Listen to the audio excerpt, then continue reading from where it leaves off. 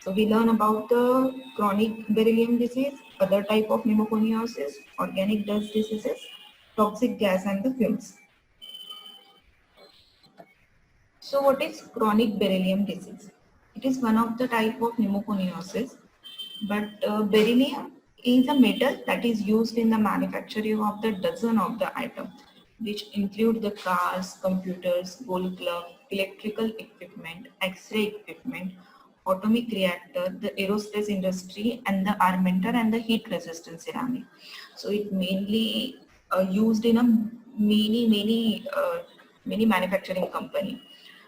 It's a lightweighted and non-magnetic, and it's a good conductor of the heat and the electricity.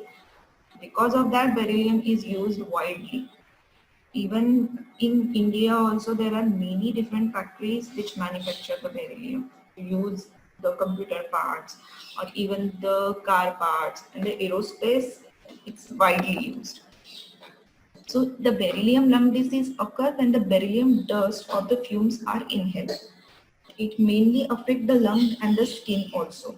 You can see in the image that is they are doing the beryllium, like they are working on the beryllium part. So there are two types of the beryllium diseases, acute and the chronic. Acute beryllium disease is very rare today because in recent time there are multiple accidents occurred because of the beryllium. So they are mal-handled in manufacturing company. So because of that, they observe that many workers are infected with the skin diseases like dermatitis or other type of the skin diseases and even the lung diseases. So they take a precaution and they make a precautionary measure, the compulsory precaution measure where beryllium are manufactured. So they have to wear a through whole PPT they have to wear. Otherwise they वो कुछ काम नहीं कर सकते beryllium manufacturing company में. Because of that, the acute beryllium disease nowadays is very rare. But you can see the chronic beryllium disease, which is also called as the berylliosis. So chronic beryllium disease is associated with the inhaling the beryllium powder or the fumes. It is said that the beryllium inhalation of the beryllium powder generally doesn't cause as the chronic beryllium disease, but it may cause their powder and the fumes. So it is first described in the 1946. An exposed person usually gets sensitized to the beryllium.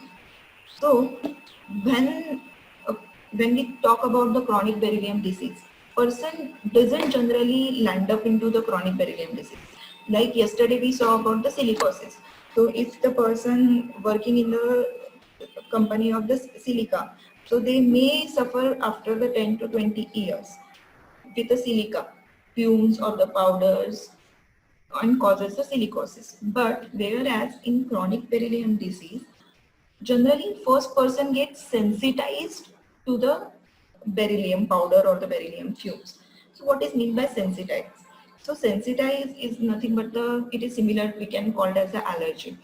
So when the allergy or the sensitization occur, the body react negatively to that particular substance. Means if the person, for example, if the person is allergic to dust, so whenever person go into the dust or whenever person go into the outside where dust is present, they started sneezing, coughing. So these are the body negative reaction to that particular substance, that is the dust. Same in this case of the beryllium disease, when person is sensitized first to this beryllium powder or the beryllium fumes, they started showing the reaction. So whenever they are exposed to that beryllium, they started sneezing, coughing. So if they treated properly at that point, they did not or does not land up into the chronic beryllium diseases. But if they not treated at that position, so they may turn into the berylliosis. So beryllium sensitivity and the chronic beryllium disease can develop soon after the exposure of the 30 to 40 years later. So as I earlier also yesterday also says that occupational disease doesn't occur like in a 1 or 2 years. It's very rare. So it occur almost 10, 20, 30, 40 years of your lifetime after working with that particular manufacturing company. So those working around the beryllium, about 10% get sensitized to it, and about half of those progress to develop a chronic beryllium diseases. So exposure to high concentration of beryllium fumes, which causes the acute toxic pneumonitis with the edema of the mucous membrane from pharynx to the small airway, with also the pulmonary edema. What are the clinical features you can see in chronic beryllium disease? It's a cough, breathlessness, weakness, fatigue, loss of appetite, weight loss, joint pain, tachypnea, diffuse respiratory crackles. In every occupational diseases, you can see these common symptoms like cough, breathlessness, weakness, fatigue, weight loss, diffuse respiratory crackles. You have to differentiate between these different type of the occupational disease with the proper history, with the proper X-ray, the proper investigations. With clinical features, you can't differentiate between that different occupational diseases. For example, if the patient come to you with complaining of cough, breathlessness, weakness, fatigue, that patient may be, these symptoms may be caused because of the silicosis also, or because of the chronic beryllium disease. You have to ask the total history. So where the patient is working, how much patient is working, how much hour he is spending in that manufacturing company, so that you can diagnose the patient properly and you treat that patient accordingly. So these are the chronic features of the CBD. But the radiograph shows the prominent evidence of the pulmonary edema. Pulmonary edema is the hallmark of the CBD, chronic periodontitis. So initially you see the diffuse fine granulosity which evolve the retinoauricular pattern and which evolve into the irregular fibrosis. So in the image you can see the chronic berylliosis with a diffuse irregular pulmonary fibrosis. So in many occupational diseases also you can see the fibrosis, pulmonary fibrosis, because it's a long term, like you can, patient come to you with the symptoms maybe because must be because of the after the 20 or 30 years. So they in that duration they may turn into the pulmonary fibrosis. So in the PFT, pulmonary function test, you can see the progressive reduction in the lung volume and the capacity. So these are the chronic berylliosis. The treatment is the same. You have to treat them symptomatically, or the oxygen therapy with the chest physiotherapy. You have to manage the patient accordingly the stage of the disease and accordingly to the symptoms of the patient. Other pneumoconiosis, these are not the very prominent pneumoconiosis which you see on a daily basis or which you see nowadays. But just for the reference, first is the aluminium. So aluminium use in the, it result in the genres of the various particles, fume, gases and the airborne material with the potential for induce a wide range of lung pathology. So aluminium used in many industries or many companies. Even in our kitchen also we use the aluminium. The disease characterized by the honeycombing and the high risk of the pneumothorax, which also called as the Shaver disease. Shaver is the one of the physician who first identify that aluminium caused a certain type of the lung diseases in 1947. So they term aluminium diseases as his name. So it also called as the Shaver diseases. It's very uncommon occurrence of the interstitial lung diseases in an aluminium exposed worker. So it's very uncommon. Second is barium. So barium is used in the production of the paint, rubber, glass and a drilling mud in the oil industry. So worker grinding the barium salt develop the striking dense micronodular radiography shadow without any functional abnormality. Functional abnormality means without any symptoms or without any episode, they may develop the radiologically abnormality like a nodule. So the benign and the non-fibrosing pneumoconiosis is also called as the barydosis. It is also very uncommon barium. Third is the carbon. So worker exposed to dust from a graphites, carbon pigment may develop a form of the pneumoconiosis indistinguishably from the affiliated miner of the high rank coal. So coal worker company, they develop the carbon. Carbon is caused because of they work in a coal miner or the in a carbon company or in a graphites where they work with the graphites and the carbon. So in a X-ray you see the simple nodular changes with the impairment of the lung function. Then the siderosis, it's the deposition of the iron oxide in the lung, where they are taken up by the macrophages in both the alveoli and the interstitial tissue. It occur in those people who are work in a cutter company or the welder, they may suffer from the oxidiosis.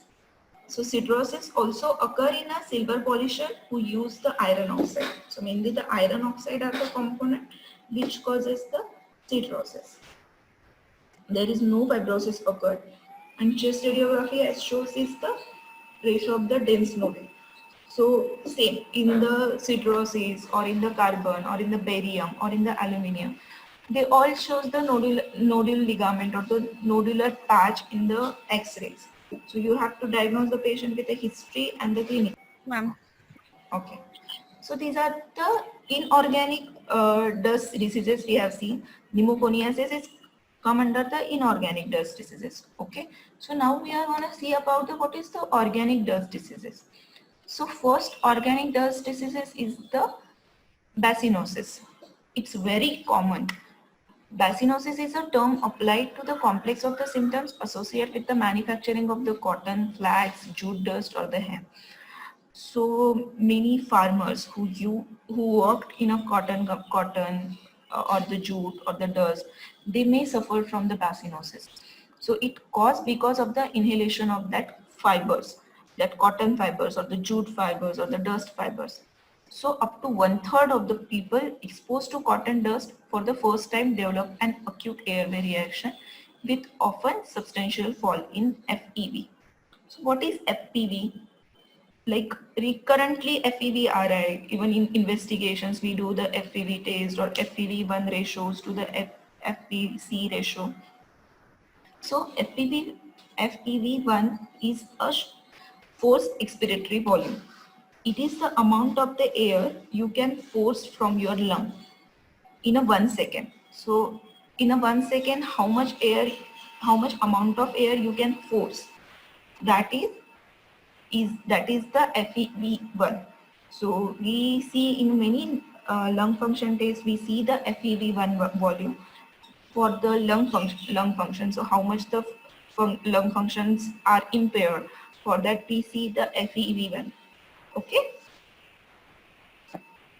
So this is most likely to occur in atopic people or people with asthma and associated with the increased bronchial reactivity. So where the people having already the asthmatic condition or the genetic susceptibility, that people may easily suffer from the bacinosis.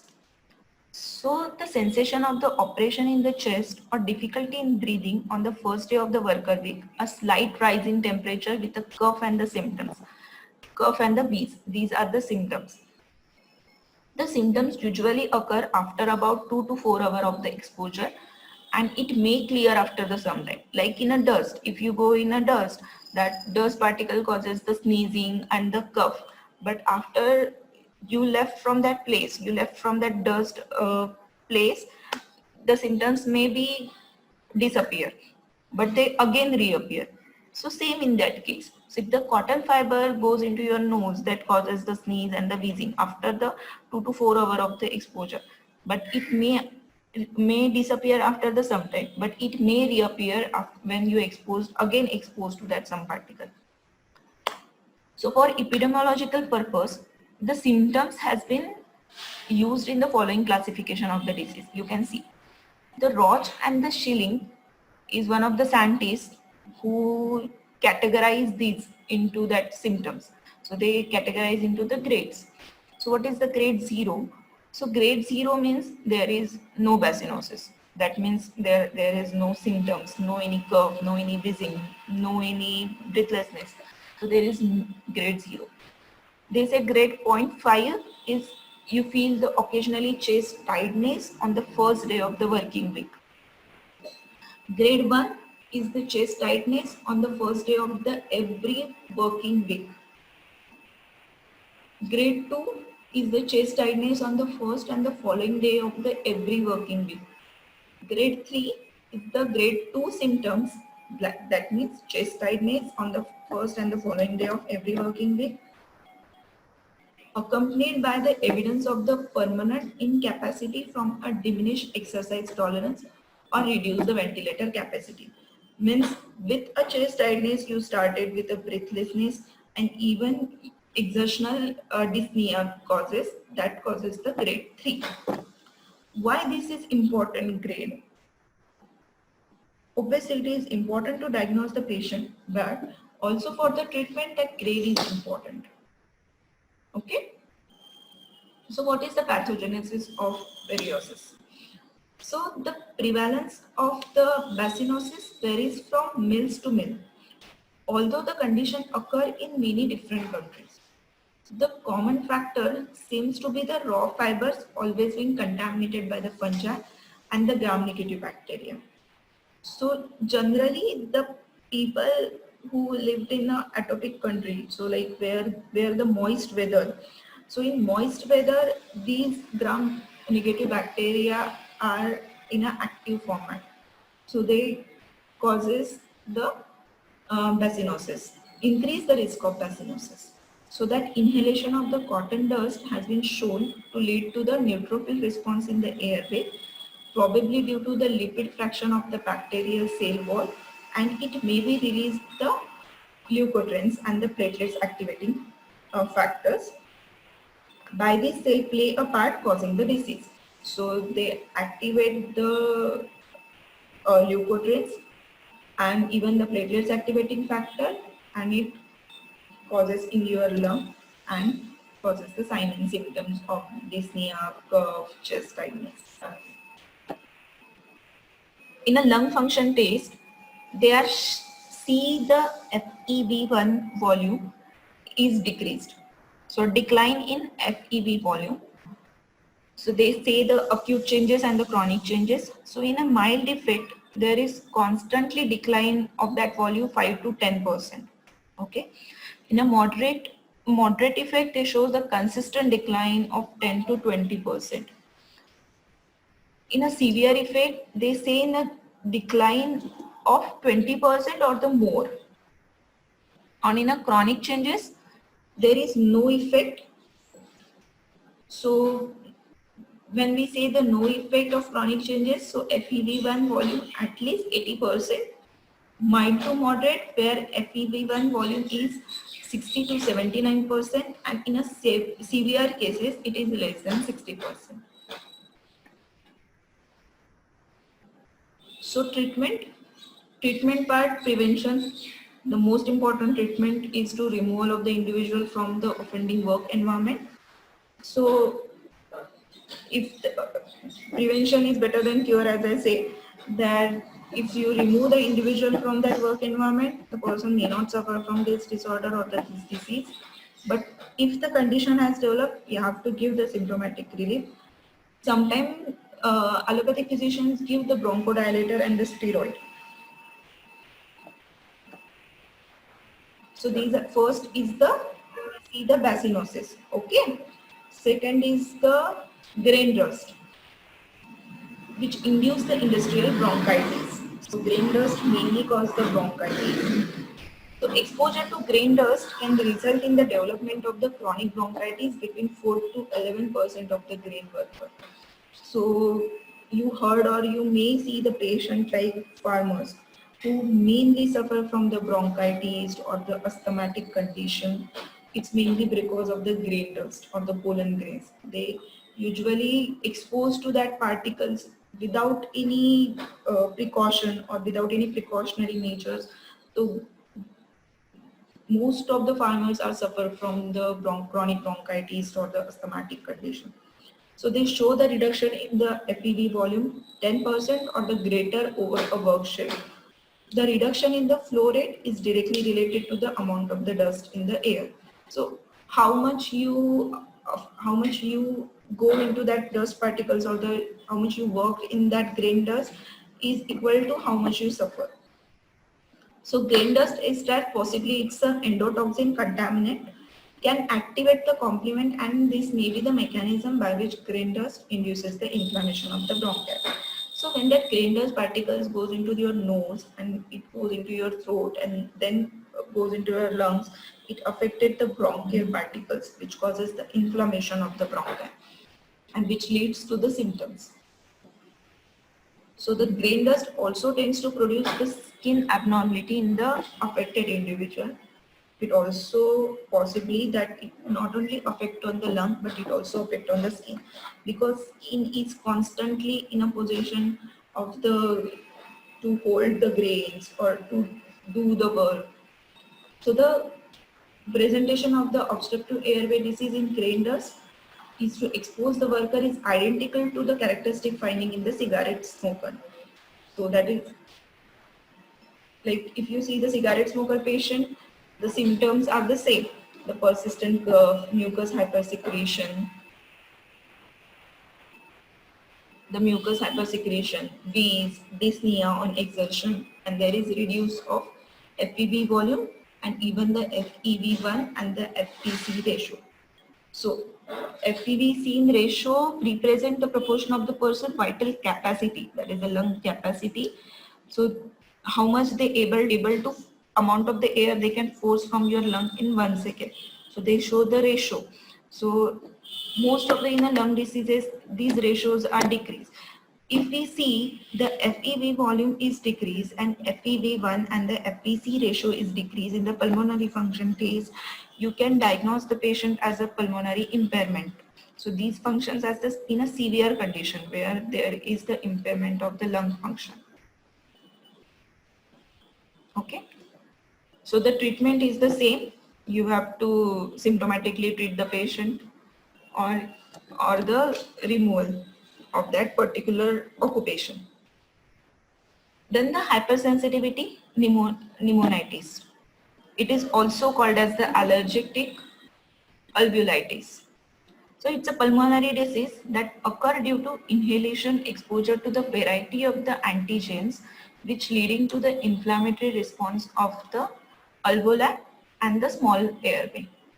So generally hypersensitive pneumonitis occur because of that bird, molds, mycobacterium. So where there are many people who has a bird or even the rabbit, they may suffer from the hypersensitive pneumonitis. The systemic manifestations such as fever and fatigue can accompany the respiratory system. Sensitization to the inhalant antigen is manifested by the specific circulating IgG body. Antibodies is necessary for the development of the hypersensitive pneumonitis. So in a hypersensitive pneumonitis, you can see IgG level raised. So in this hypersensitive pneumonitis, there are different type of the diseases like the farmer lungs, baghosis, mushroom workers lung, air conditioner and humidity lung or wooden worker lung. So we are going to see about the farmer lung baghosis. The mushroom worker lung is the people working in a mushroom company or in a mushroom farming. Air conditioning and the humidified lung we are going to see, and the wood worker lung. So first is the farmer lung. Farmer lung is one of the hypersensitive pneumonitis. This condition result from the exposure to the moldy hay containing spores of the thermophilic acetomites. So what is thermophilic acetomites? It's the organism which usually found in the contaminated ventilation system or in a decaying component of the hay or the sugarcane. So actinomycetes are the gram-positive bacteria which known to produce various health hazard. So that produces the hypersensitive pneumonitis. And farmer lung it caused because of the dust from any moldy crop like straw, corns, silage, grains or even the tobacco. So you see many farmers who are suffering from the farmer lungs disease. As I said, the spores of the thermophilic acetomites produce is a hypersensitive pneumonitis. A patient with an acute farmer lung present 4 to 8 hours after the exposure with a fever, chills, malaise, cough, and dyspnea without the wheezing. So wheezing is absent in the pulmonary lung disease. The history of exposure is obviously essential to distinguish this disease from any other disease, like from any other pneumonia or the asthma or any influenzal disease, because the symptoms are similar in every occupational disease. You have to diagnose the patient with a history and the proper investigations. But in a chronic form of the disease, the history is repeated attack after the similar exposure is important in differentiating this syndrome from other causes. So like in a sarcoidosis, the same type of representation you can see even in a X-ray of the sarcoidosis and even X-ray of the pulmonary lungs, you can see the similar type of the presentation. But the history, the etiological factors are different. So for the patient who present with a hypersensitive pneumonitis, specifically and carefully inquired about the occupation, hobbies and other environmental exposure is necessary to uncover the source of the etiological agent. So for example, if a farmer family where the male work in a farming industry, like male working in a hay or the sugarcane company, you can say, or in a farming, but where the wife is not working. But if you have a history that her husband is working in a hay cane sugar, or in a mold factory, or in a farming industry, so you have to inquire her about the environment of the exposure. So how much time she may expose. So maybe she or her child, maybe they not work in with father, or they are not working in a farming, but still they can have a farmer lung because they exposed to that environment. So symptoms of acute farmer lung, you can see the fever with the chills, cough, shortness of the breath. Whereas in chronic farmer lung, you can see the breathlessness, cough, loss of appetite, weight loss. So the chronic form may cause into the scarring of the lung tissue. So the management in acute episode, it required the hospitalization and the oxygen therapy to help the patient during the reaction. Occasionally, hypoxemia may be so severe and the lungs so stiff as to necessitate the associated the ventilation. So you may heard about the case where the farmer has collapsed suddenly. So they have to, because of the hypoxemia. So this is the acute episode where they require the hospitalization and the proper oxygen therapy. As prevention is better than cure, so preventive measure you have to take, like wearing a mask or a PPE kit, or the corticosteroid, or proper drying of a damp hay. Because the wet hay or the wet particles is the risk factor to cause the farmer lung disease. Okay. So the lung and the airway are in constant contact with the outside. The lung and the airway are in constant contact with the outside world, and those are especially vulnerable to toxin substances present in the environment. So within a second of exposure to the inhalant toxins, the pathological event occur and when cause the immediate distress to the lung and the systematic illness lasting there or even lead to the development of the chronic lung diseases. So these are the very severe type of the conditions, toxic gases and the fumes. You may heard about Hiroshima and Nagasaki, where like जो US and Japan के बीच में हुआ था, जिसकी वजह से there is huge bomb blast. So it causes because of the uranium or the multiple bomb factor. So they causes a toxicity in the air. So even now there are the different जो Japan में हुआ था Hiroshima and Nagasaki में बहुत पहले हुआ था, right? पर अभी भी उसके सिम्टम्स दिखते हैं, लाइक इन देयर चिल्ड्रन और even in their further individual अभी भी लंग डिसीज और इवन द क्रोमोसोमल एबनॉर्मलिटी के सिम्टम्स दिखते हैं. So these type of the gases are extremely toxic. So what are the factors which determine the pathological result of the toxic inhalation? So the size of the inhaled particle, the solubility of the inhaled substances in water, the concentration of the inhalant in ambient air, duration of exposure, the presence of absence of ventilator. So the factors which cause determine the pathological result of the toxic inhalation, the duration of exposure, the presence or absence of ventilator, the host factors. So host factors means age. So as say as the age progresses, so in 16 or 15 years, the risk factor has increased. So even the smoking is one of the risk factor. Comorbidity diseases like in a hypertension or the diabetes or in a surgical condition, so the immunity already decreased, immunity are already immunocompromised. So these persons maybe develop a risk factor. So use of respiratory protection. So how much you use the respiratory protection during the work or during that gas exposure or during that fumes, it's also important, and the genetic susceptibility.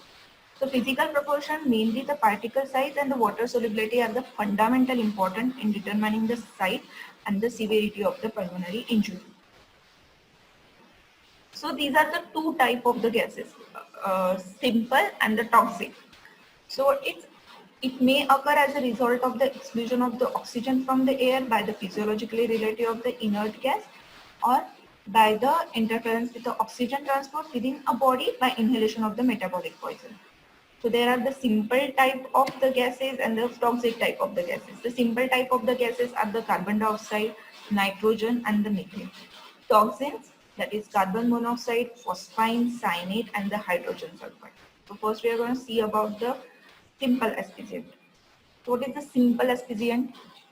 These are the carbon dioxide, nitrogen and the methane. So carbon dioxide causes the hyperventilation, sweating, headache, vasodilatation without loss of consciousness. Whereas in a nitrogen causes the rapidly unconsciousness, often unexpectedly when breathing the nitrogen as the oxygen concentration fall down. In all the gases and the fumes conditions where you see the severity of the lung diseases, where they causes a symptoms due to there is rapid decrease in the oxygen concentration in our body. So even in a methane has a similar effect. So it is important problem in the mines where it may accumulate as a result of the decaying vegetable matters, and it releases the spontaneously toxins, which is also called as a coal steam. So how you manage? So generally the management first is to remove of the person from the affected place and administrate the oxygen, because as I say, the symptoms develop because there is rapid decrease in concentration of the oxygen. Self-contained breathing apparatus should be available to the all worker at the risk of such accident. Nowadays it is like, as I earlier said, the compulsory wearing of mask or taking a precaution, and the apparatus is present. What is toxic? What is toxic? Toxic asphyxiants contain the carbon monoxide, phosphine, cyanide, hydrogen sulfide, carbon monoxide. These are extremely toxic gases or the fumes. So carbon monoxide is the product of incomplete combustion and is encountered classically in a fire. So it combined not only with the hemoglobin but also with the myoglobin and the cytochrome oxide, which result in the impaired in the oxygen uptake into the mitochondria. So if that fume goes into your nose, it directly affects in your cell, which causes the rapid reduction in the oxygen content. The first symptoms of the carbon monoxide poisoning is usually headache and generally weakness, which occur because of carboxyl hemoglobin concentration is around 10%. As earlier said, the carbon monoxide combined with the hemoglobin or the myoglobin. So higher concentration, it leads to the dizziness, nausea, weakness in a limb, and about 30% clouding of the consciousness occur. Death is also caused because of these. At around 50% people are died because of carbon monoxide. Long-term sequelae may include the myocardial and the cerebral infarction in about 10% of survival. You can see the neuropsychiatric syndrome or the neuropsychiatric symptoms also, like the extrapyramidal side paralysis. You can see affected of the basal ganglia or the psychotic episode or the amnesia. The symptomatic management, it's also symptomatic management is depend on the first two. You have to remove that patient from this condition and you have to administer the oxygen. Did you heard about carbon monoxide is also present in your car? So there are many conditions where the ventilation is not proper, and even if the combustion occur in your car, so it releases the carbon monoxide, which may causes a death, sudden death. Cyanide. So cyanide is the industry, like the working of the cyanide in a metal refining, plating, laboratories, and the fumigation. So vinyl cyanide is a gas which is used in the production of the synthetic rubber. So exposure to these gases causes a rapid onset of the dizziness, nausea, tachypnea, and these usually severe as a warning so that worker can escape. So if the person working with the cyanide and they causes a dizziness, nausea, tachypnea, these type of the symptoms, but if they ignore, sudden unconsciousness and the death is rapid. What happened in cyanide condition, the nitrate combined with the hemoglobin to form the methaglobin, which is turn react with the cyanide to form the cyan-methaglobulin. These then combine with a cryosulfate to form the harmless cryocyanides, which reduces the oxygen carrying capacity of the blood. Treatment of the patient is same. You have to remove that patient and you have to give the oxygen. Did you heard about the Bhopal gas tragedy? Yes, ma'am. Yeah, where in a Bhopal, one of the factory contained the cyanide. Because of that, the cyanide gas has released and many people died because of that gas. Third is the hydrogen sulfide. Hydrogen sulfide is also a very explosive gas and highly flammable, and it causes possibly the life-threatening situation. It's born and produces the toxins, vapors, and the gas such as the sulfur dioxide. So the fatal exposure have occurred in tanning, fish processing, chemical waste disposal, and the natural gas production industries. So patient may develop the pulmonary edema several days after the exposure. Low level of this exposure may cause the conjunctivitis or the keratitis or the various neurological syndrome. Neurological syndrome means confusion of the mind or any extrapyramidal symptoms. These cause because of the hydrogen sulfide. Treatment same, removal, administration of the oxygen, and if needed the ventilator support. Next is the phosphine. Phosphine is a colorless, flammable and explosive gas at an ambient temperature that has the odor of garlic or the decaying fish. The small amount occur naturally from the breakdown of the organic matter. So phosphine is generally used in a semiconducting industry, in a chemical processing, and even many common in fumigating of the grain or the food product. So that inhalation of the phosphine causes a respiratory irritation, even a cardiac disease, circulatory disease, depressed on the central nervous system, and produces a severe gastrointestinal pain. So it affected in all your body, from the central nervous system to the GIT. The gas poison intracellular oxygen transport mechanism, and it primarily affected in your heart and the liver. As say, it causes affected in the cardiovascular and pulmonary system, causes a restlessness, irritability, drowsiness, tremor, vertigo, diplopia, ataxia, cough, dyspnea, retrosternal discomfort, abdominal pain, and the vomiting. Because of these gases, cardiac symptoms are like cardiac failure or the pulmonary failure or the dysrhythmia are common. Management, same. Removal of the patient, maintenance of the oxygen. You have to manage a pulmonary edema if this is not a non-cardiogenic, and sometimes it use the corticosteroid. But in severe condition, patient may be unconscious and the severe death occur. Even this type of the hydrocarbons used in our LPG cylinder also in the petrol also, which is very flammable. Any question? These are the occupational disease where you have to be very alert when the patients come with a cough, sneezing. Generally, what happens if the patient come with a cough, sneezing, or any fever, you can diagnose as a viral fever or a viral कि हो जाएगा ठीक 3-4 दिनों में. But as I said, it's very important you ask about the occupational history. If the patient is retired, we may not ask कि अच्छा retired है ठीक है. We may not ask कि patient कुछ नहीं कर रहा है अभी फिलहाल. So maybe person suffering from the viral disease. If we ignore that condition, maybe go in a severe stage. So if the patient come with these type of the symptoms, you have to be very alert to ask the occupation of the persons, whether even the occupations and whether patient is staying. So if the patient is staying near a farming or near any industries, the patient may land up into such type of the symptoms. If patient live in a near the cyanide industries, so patient may land up into these type of the symptoms. So you have to be very alert while asking the history को कुछ questions है? No, ma'am.